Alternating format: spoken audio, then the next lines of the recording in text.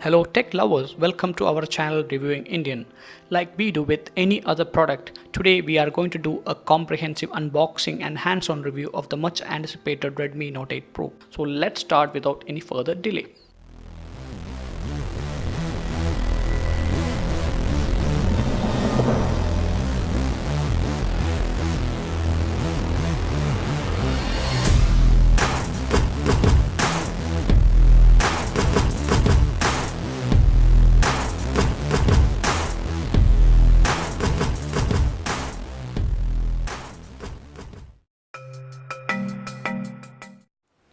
So coming to the look of the box, we have Redmi Note 8 Pro written here.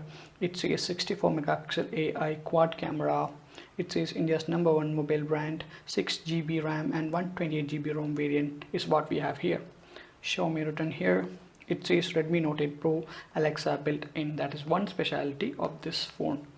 This side we have some details written here. The printed price is 17,999. On this side we have a bit more specification. It says Redmi Note 8 Pro, then some specification regarding the camera, processor and battery, and it says the color as Hello White, made in India written here. So that's it regarding the box look. So let's do the unboxing now.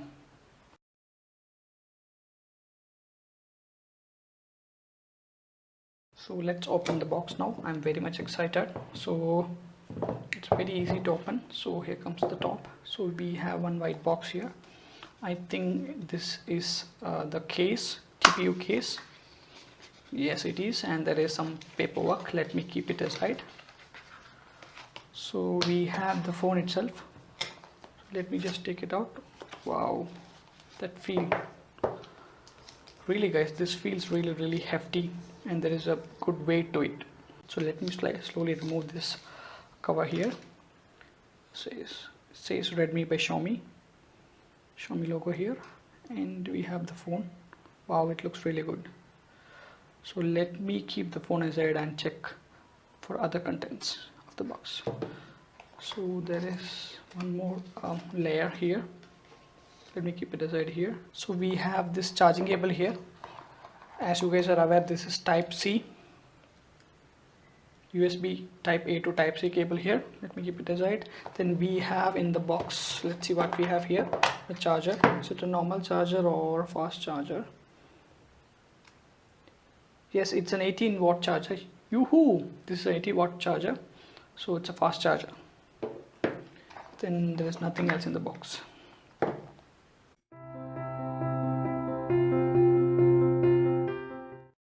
At the front, we have a 6.53-inch Full HD Plus LCD display with a 19.5:9 aspect ratio and a teardrop notch that houses 20 megapixel camera with an LED light for notification.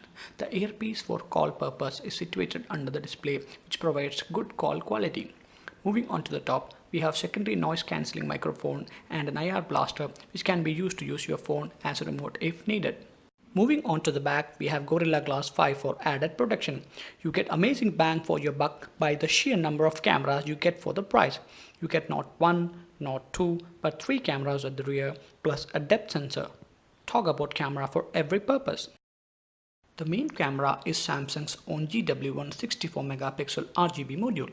Other than that, we have an 8 megapixel ultra-wide sensor with a 120-degree field of view, a 2 megapixel dedicated macro lens, a 2 megapixel depth sensor, and a dual LED flash. By default, the main camera is on 16 megapixel mode via the pixel binning technology and can be switched to 64 megapixel mode as and when needed.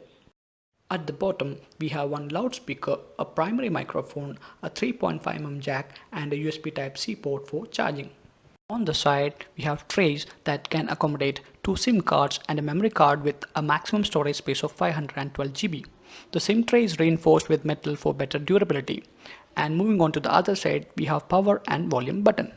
The phone weighs 230 grams, a bit more than its predecessor, mainly due to larger battery size. But it doesn't feel too heavy and feels that the weight is properly distributed for better balance during one-handed usage.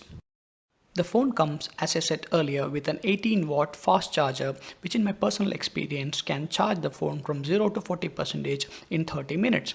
The fingerprint sensor is very fast and is placed slightly higher, but it's not a deal breaker since you will get used to its position soon. Xiaomi claims that the phone is splash proof and can withstand light drizzle and occasional mild splash of water. Redmi Note 8 Pro also comes with pre-installed Amazon Alexa virtual assistant app.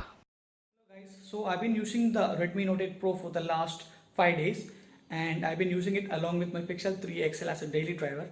So now let's talk about the pros and cons of the phone in detail. Let's talk about the pros first. Looks. Look-wise, the Note 8 Pro makes a huge leap when compared to its predecessor Note 7 Pro. Note 8 Pro looks and feels more premium in comparison. We especially like the halo white color as it is not over the top and catches the light just right to provide some interesting hues. Teardrop notch at the front is not too intrusive and symmetrical camera module at the back adds to the overall good look. Fox chrome surrounding at the edge of the phone makes the phone look expensive than it is. Camera. Xiaomi claims that Note 8 Pro was first in the world to be equipped with Samsung's 64 megapixel sensor. We will be talking mainly about the main sensor in terms of camera quality. By default, it comes as 16 megapixel setting. You can switch to 64 megapixel when needed. Camera quality is impressive for the price range, with pictures being bright and punchy in terms of color reproduction. It definitely offers good value for the price. 20 megapixel selfie shooter is one of the best in this price segment. It produces some good and detailed pictures with colors that is very close to natural colors. It starts with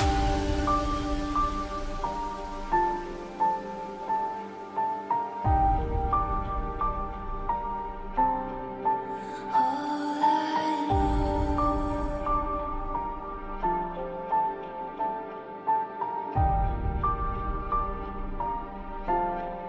So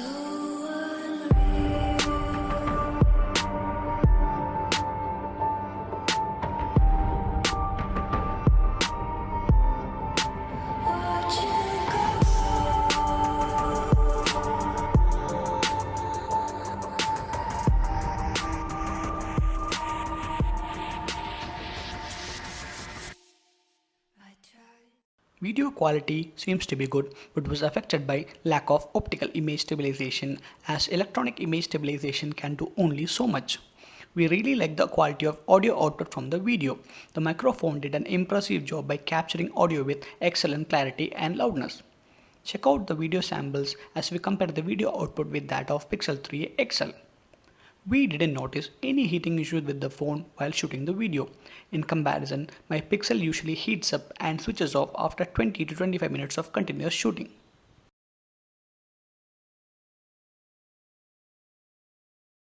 Now this is the 4K mode, 30 fps. I don't think there is any stabilization, but the quality is good. This is the video sample of 1080p 60 fps. So it has only got electronic image stabilization. So let's see how it works. It captures colors well, but slightly a bit on saturated side. I would have preferred a bit more neutral color.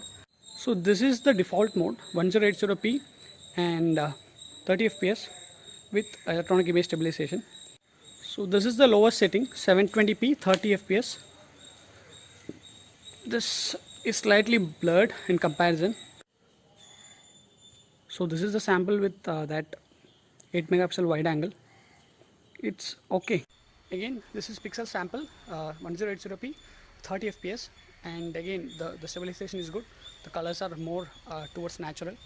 You can see focusing also good. Pixel 3 XL 1080p 60 fps. So you can see the difference in image stabilization and also how natural the colors are.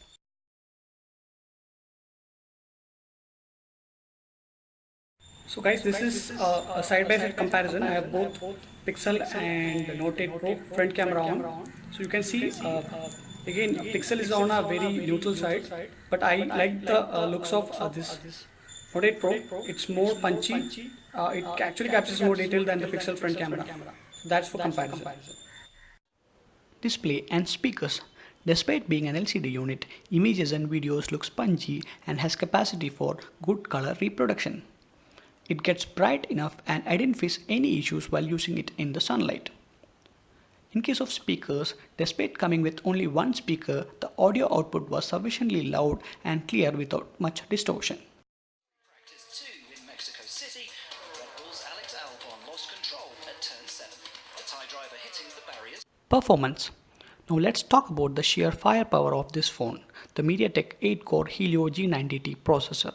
This chip is placed bang in the middle between the Qualcomm Snapdragon 730 and the Huawei's HiSilicon Kirin 810. It being a 12nm processor, I was concerned initially, but soon my doubts were cast aside due to its performance and battery life. I never faced any lags or stutters in the daily usage or while playing games. The phone never faced any issues with the heating even after playing games for 25 to 30 minutes or while shooting long videos. This is a real indication that bigger cooling system in the phone works really well.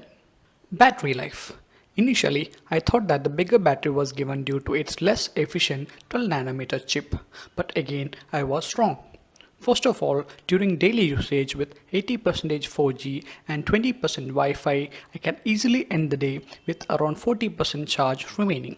In the end, with 10% battery remaining, I was getting around 8 to 9 hours of screen on time, which is pretty impressive.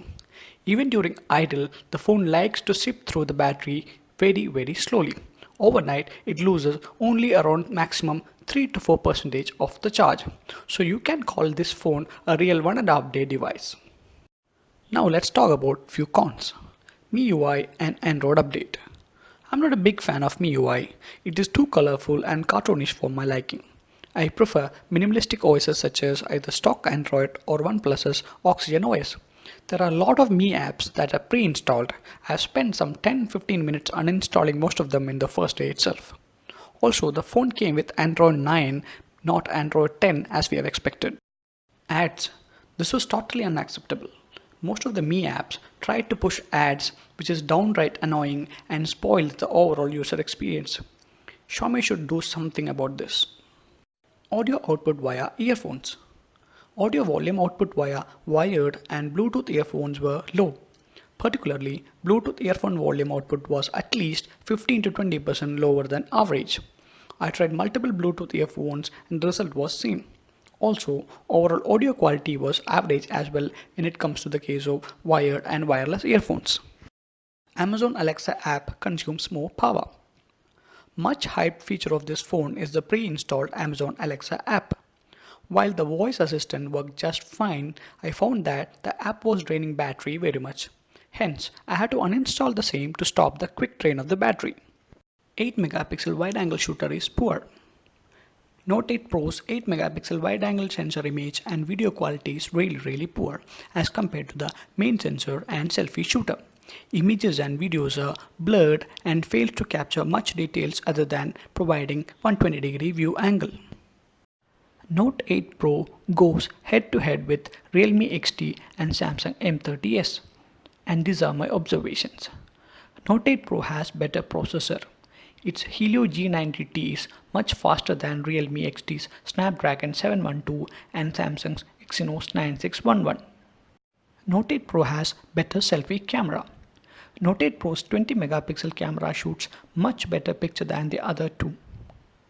Note 8 Pro's main front camera sensor is better than Samsung's M30s and at par with Realme XT. Note 8 Pro's battery life is slightly better than Realme XT and slightly inferior to Samsung's M30s.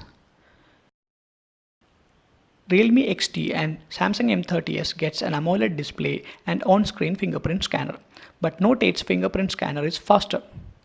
Everywhere else, these three phones are equally matched. In the end, it is all about personal choice.